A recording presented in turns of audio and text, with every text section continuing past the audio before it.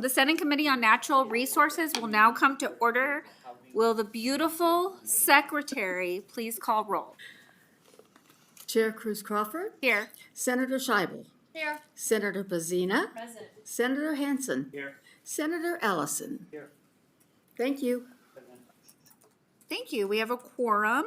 I'd like to welcome we have some new faces here in Carson City and those joining us via the video conference, not in Las Vegas, but over the phone and the internet.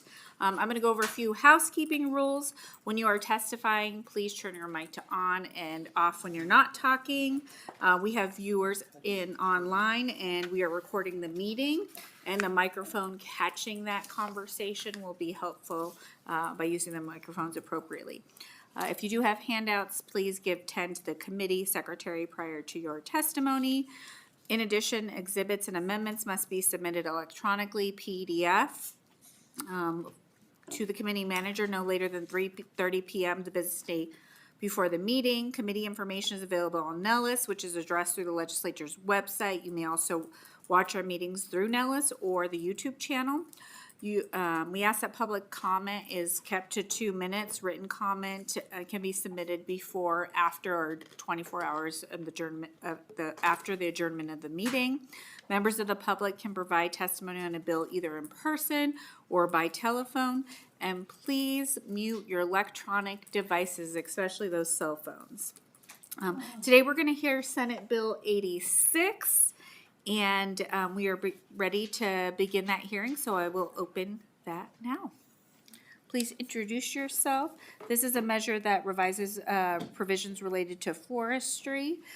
We have our fire warden, Casey, Deputy Administrator Ryan Shane, and it looks like Assemblymember Gray here. You have 15 minutes. We do time these meetings, and if you end early, you get additional points. All points are arbitrary. You may begin. Thank you. I'm done. Good afternoon. I'm Assemblyman Ken Gray, Assembly District 39, representing all of Douglas County, including the portion that borders the lake, as well as the Central Lyon County corridor. Here to present Assembly Bill 86. I'm not going to use the E word, but I will say it's pretty straightforward. It's a cleanup bill. And at first, I'd like to ask how the hardest working committee in the Senate is doing. Get brownie points for that one? Come on, Senator. All right. I'm joined today also by Ryan Shane, the Division of Forestry, and I think Casey stepped back on us. I don't know, I was expecting her to be up here too, but she's always my backstop. Assembly Bill 86 is pretty straightforward. It is really just eliminating the words from the law or cutting. It's done in 3 different spots, and it's a simple reason because cutting is not defined in the law. And it just makes this bill or this law much more straightforward and easy to understand. With that, I will turn it over to Ryan if he's got anything he wants to add. Good afternoon, Chair and committee members. Assemblyman Gray covered it pretty well. It's a really simple cleanup bill. State your name. Oh, Ryan Shane, for the record, RYAN SHANE, Deputy Administrator with the Division of Forestry. Thank you for the reminder. Simple cleanup bill. Little historical context. In 2017 was the first time that logging operations was defined officially in the statute. In the text that you see is edited in the bill. They used logging operation and cutting operation synonymously, which is now causing a little bit of confusion amongst our staff and the public. So eliminating those words in those 3 areas makes this a very clear subject for us to administer and offer the permits required for logging operations. That's all I have. Happy to answer any questions. Thank you, committee. Are there any questions? Just one comment, ma'am. Oh, Senator Ellison has a comment. I can't wait. Go figure. Well, ma'am, when I read this bill, I even discussed this with my colleague here, and being from Douglas County, I looked at this and it said prior to any logging or cutting. I thought you were going to change that to chewing. Nothing but a bad joke. I'm trying to make you happy today, okay? We're getting there. It's the end of the day. Okay, seeing no other questions from our committee members, if you'll please step back, we're going to take testimony in support here in Carson City.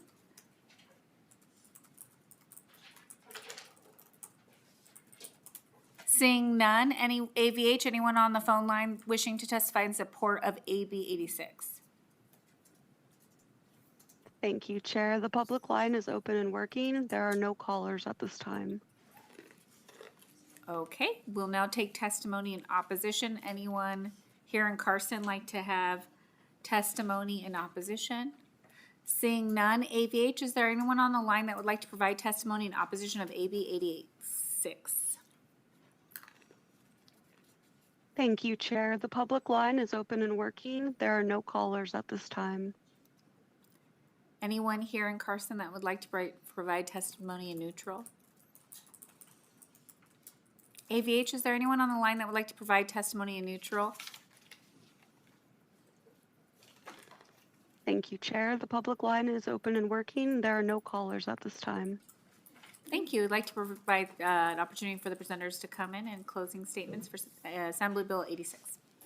Thank you guys so much. Again, Assemblyman Ken Gray for the record, Kengray. I'd like to note that we finished in less than 5 minutes. We expect those brownie points. And also for the record, I never said the easy word. That was him.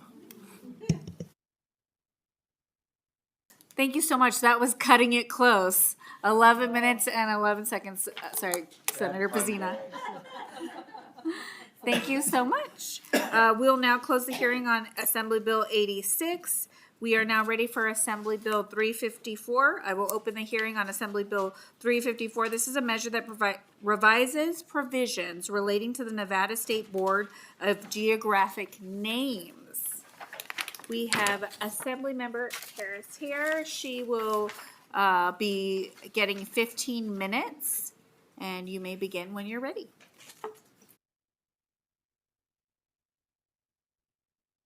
Good afternoon, Senate Committee. You are my first Senate Committee presentation. I can't be as fast as Assemblymember Gray, but I'm going to give it a good shot. So today, I just want to thank Chair Cruz Crawford, Vice Chair Scheibel, and members of the Committee on Natural Resources. For the record, I am Assemblymember Venice Karras, proudly representing Assembly District 10 in Clark County. I'm here today to present Assembly Bill 354. It's an interim committee bill, which revises provisions relating to the Nevada State Board on Geographic Names.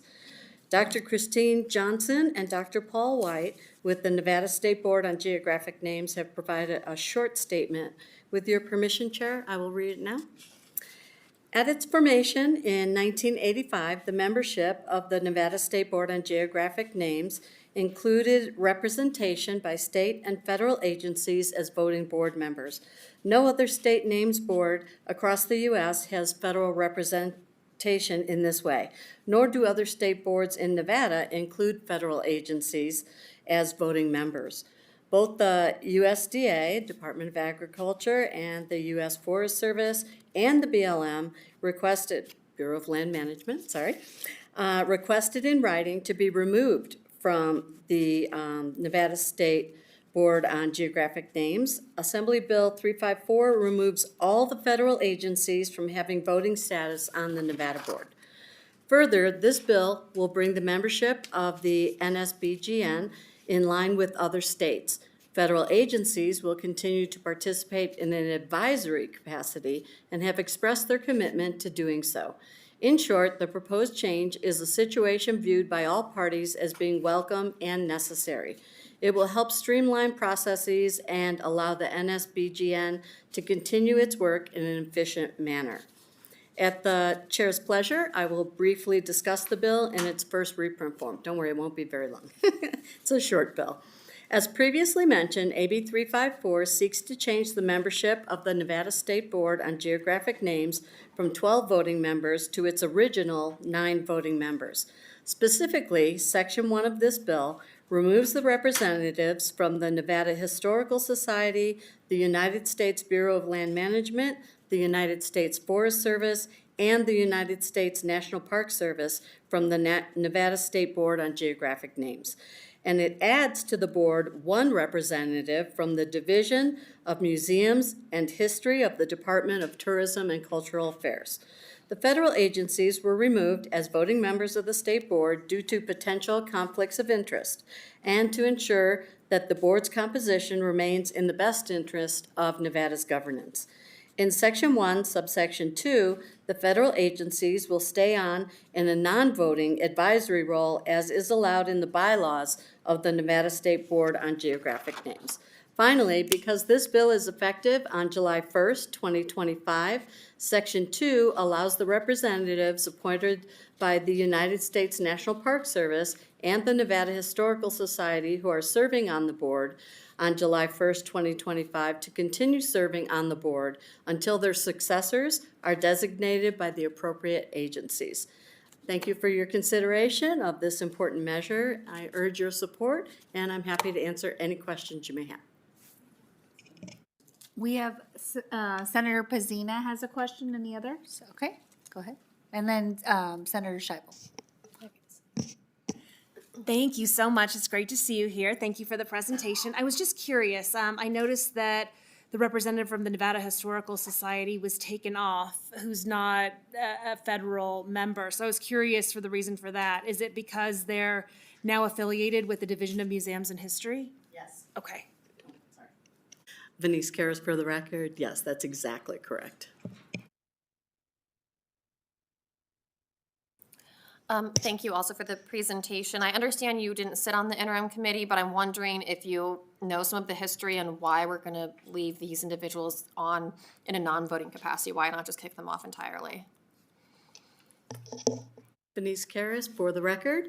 This was in letters, and they're not included in exhibits here, but I can provide them for the committee if they'd like them.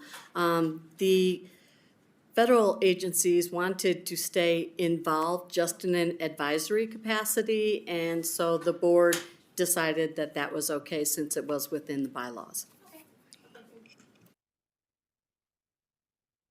Okay, seeing no other questions from the committee, if you'd like to step back, we'll take testimony in support of Assembly Bill 354. Anyone here in Carson that would like to provide support for Assembly Bill 354?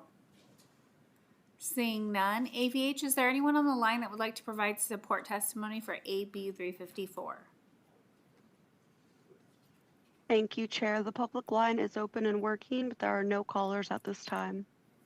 Great. Anyone here that would like to provide opposition testimony to Assembly Bill 354? Seeing none. AVH, is there anyone that would like to provide opposition testimony? Thank you, Chair. The public line is open and working. There are no callers at this time. Anyone here in Carson that would like to provide testimony in neutral?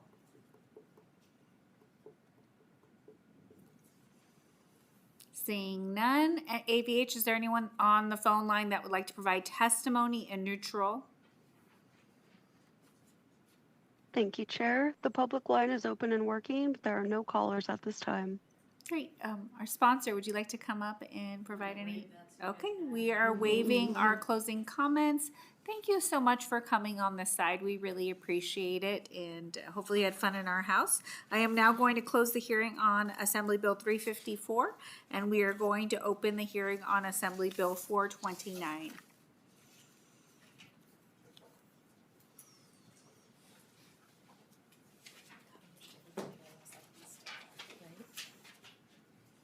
We are now ready to begin our final bill hearing on Assembly Bill 429. This is a measure that revises provisions relating to natural resources. The bill presenter is Alicia Raban, the Executive Director of Nevada Land Trust, and Jake Tibbetts, Eureka County's Natural Resources Manager. Thank you for coming to the table, and you're allotted 15 minutes, so begin when you're ready. Thank you very much. Chair Cruz Crawford, members of the committee, I am Jake Tibbetts, and I'm the Natural Resource Manager for Eureka County. I appreciate the opportunity to present AB 429. I'll point you to an exhibit on Nellis that gives a little brief on this and kind of the back story. on Nevada adopting the Uniform Conservation Easement Act in 1983 that became NRS 111.390 through .440. We've learned a whole lot about the use of conservation easements since 1983, when this was originally put on the books. I've been working in the conservation space for quite a few years and know about various shades of state and local agency involvement in conservation easements. And we've heard of some issues related to agencies' roles not being clear in NRS 111. And a couple of circumstances where this has actually resulted in issues with getting conservation easements in place. So this bill is intended, I'm not going to use the S word either, but this bill is intended to make clear and provide some certainty and durability for current conservation easements as well as future conservation easements. So with that, I will turn it over to my colleague to give a little context on conservation easements. Thank you, Jake. For the record, Alicia Raban, I'm Executive Director of Nevada Land Trust. We are a independent, nationally accredited nonprofit conservation land trust. We work with willing landowners, with communities, with a number of other stakeholders to protect land and associated water rights for a variety of purposes, to protect agricultural operations and working lands, to protect wildlife habitat, historic and cultural treasures important to Nevadans. The list is fairly long. And each conservation easement that is developed is different and is written to protect the resources for which it is designed around. It is a collaborative process, working with, again, willing landowners to add a layer of protection and a long-term partner to this sort of business of conservation. We often hear about conservation easements on private lands, and that is, at least in terms of Nevada Land Trust, most of what we do. Again, it is enabling a private landowner to pursue their right to not only use and enjoyment and multiple benefits of their property, but also to conserve it, if that is what is important to them. So this bill kind of clarifies for public entities the ability to place a conservation easement on top of land they already own. Some communities are looking at this as an additional layer of protection. Now, let me back up quickly. Probably the easiest way to think of a conservation easement is to consider it to be the development rights on top of the piece of property. And so you are transferring those development rights to a qualified conservation organization or a government entity for safekeeping. And that entity, that holder of that easement, is bound to enforce the terms of that easement. It could be that, stream corridor or cultural site is protected always.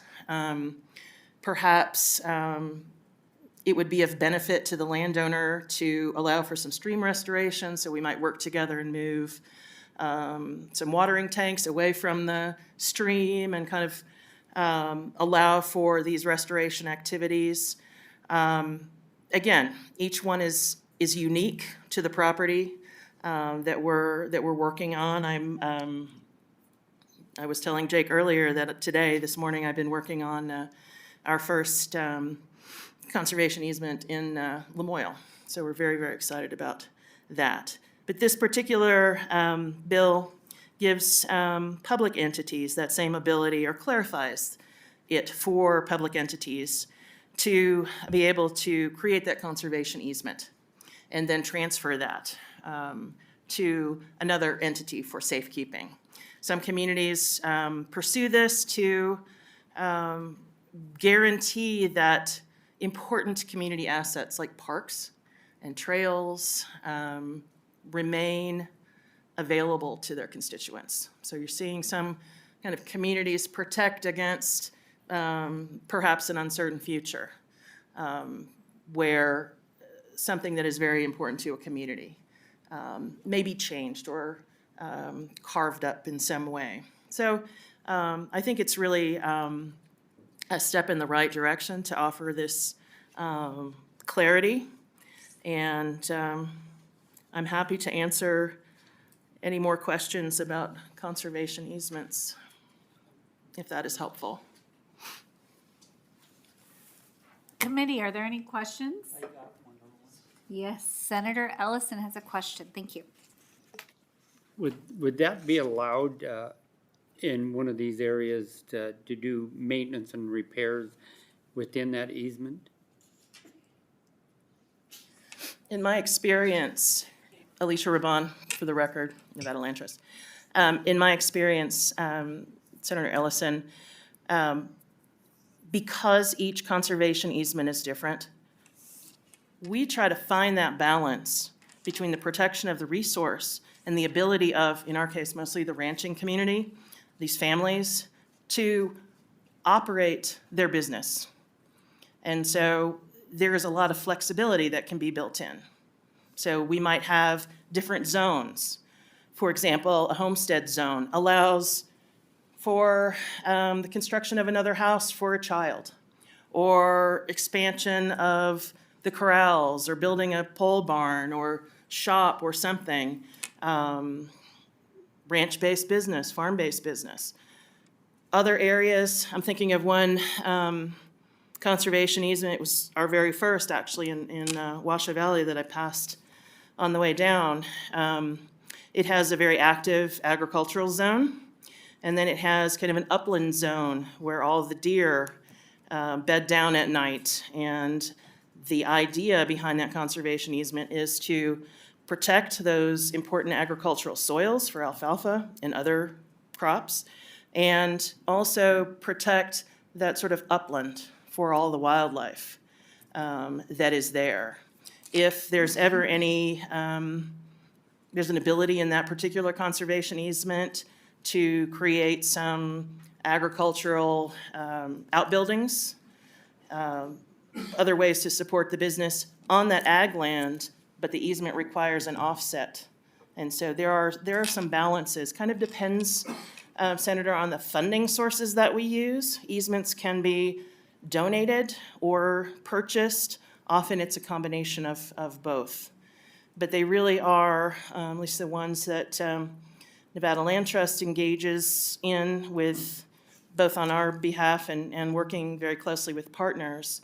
There really is a lot of flexibility, and landowners find that it is a very supportive way to protect these lands. Most landowners are not driven by, in the case of selling, by receiving payment for these easements. That's often frosting on the cake, but really what drives it is the desire to never see that land subdivided or the water stripped.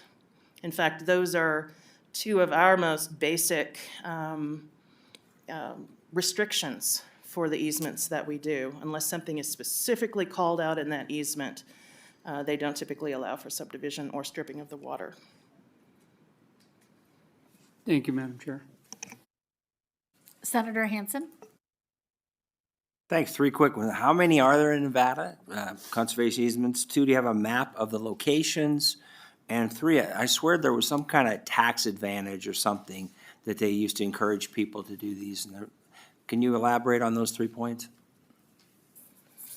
For the record, Alicia Raban, Nevada Land Trust. Senator, I will try. I don't know that there is an existing count. I do know that Brandon Bishop and the folks at DCNR are working to create that database. Nevada Land Trust has 10, with probably another 5 in the works. The second, I would say there's maybe 20-ish in the state that I can kind of count. There aren't a lot of folks willing to hold. because it does come with that responsibility to enforce the terms of that easement, always. And I apologize. The other- A map, do you have any map of what the locations of the 20? Brandon Bishop and his staff are working on that map. Okay. And so I would respectfully defer to him and the director for that information. We have provided our data. So, Okay, and last, tax advantages. I thought there was some kind of thank you, Senator. encouragement for that. There are, Alicia Raban, for the record. There are enhanced tax incentives for the gift, for the donation of a conservation easement or a portion of the conservation easement. That has recently been strengthened. We worked a number of years ago to get that enhanced incentive passed because it does matter to a lot of landowners. It really helps. But sadly, there was some abuse of that good law, and those loopholes have been closed now, so that these what are called syndicated easements that basically were double dipping and taking advantage of this very important benefit for conservation. It's taken advantage of by bad actors, and that loophole thankfully has been closed in the last couple of years. Okay. But So the enhanced incentive still exists. There's also some enhanced tax benefits for the gift of fee title land for conservation purposes as well. Like I said earlier, it's often a combination, gift and purchase. A question for Jake. You usually represent Eureka County. Are you here on their behalf today? Nice to see you again, by the way. Yes, so Jake Tibbetts for the record. I am here on behalf of Eureka County Okay. today. Yes, and I was just wondering. Just I saw you sitting there. I expected something from Eureka, and looks like you're just here working in tandem. How many of these are there in Eureka County? I am not aware of any conservation, Jake Tibbetts for the record, not aware of any conservation easements in Eureka County, but we have been working in this space, and that's part of the intent of this too, is to clarify the role of the county and being able to work with landowners and getting some of these conservation easements in place. Okay, very good. Thank you, Madam Chair. Thank you so much. Not seeing any other questions from the committee, you may take a step back and we will take testimony in support of Assembly Bill 429. Are we on 429? Okay. Come on, we gotta get Donna, our beautiful secretary Donna Kennedy. She's working for this money here, so let's get some testimony. Testimony in support for Assembly Bill 429, you may begin. Hello, Chair and members of the committee. My name is Tristan St. Dennis. I am the policy advocate for the Nevada Conservation League. We are just here in support of AB 429 today. We believe that conservation easements are an important tool to protect lands, and this will ensure that current and future conservation easements have certainty and durability. So thank you. Thank you. AVH, is there anyone on the line that would like to provide support testimony for Assembly Bill 429? Thank you, Chair. The public line is open and working. There are no callers at this time. Anyone here in Carson that would like to provide opposition testimony for Assembly Bill 429? Seeing none, AVH, is there anyone on the line that would like to provide opposition testimony for 429? Thank you, Chair. The public line is open and working. There are no callers at this time. Anyone here in Carson that would like to provide neutral testimony? Seeing none, AVH, is there anyone on the line that would like to provide neutral testimony? Thank you, Chair. The public line is open and working. There are no callers at this time. Okay, I'd like to provide an opportunity for the sponsors. They would like to come and give something for Ms. Donna Kennedy to type about this week. Thank you, Chair, for the opportunity. Jake Tibbetts. Just one point of clarity, there are 4 conservation easements in Eureka County, the Nevada Land Trust, and fairly recent in recent years, and most of them related to I think the bank enabling agreement for sage grouse. And with that, thank you very much for hearing the bill today. Thank you so much, Jake, and we really appreciate you all coming out. Okay, our last piece of business is public comment. Remember, public comment is limited to 2 minutes. Is there any public comment here in Carson City? Seeing none, AVH, is there any public comment on the phone lines? Thank you, Chair. The public line is open and working. There are no callers at this time. Okay, seeing none, we are planning on, so far having a meeting on Thursday, May 1st, pending to see what bill, if we have any bills that are ready for hearing. That being said, I hope everyone has a great day. We are going to be playing basketball at 7:30 at Carson High School. $10 to come in. That money benefits Carson High School, correct? Or we think it benefits some charity. I am a starter on the basketball team, so really worthwhile for you to come out and give to charity. I hope everybody has a great day. This meeting is adjourned.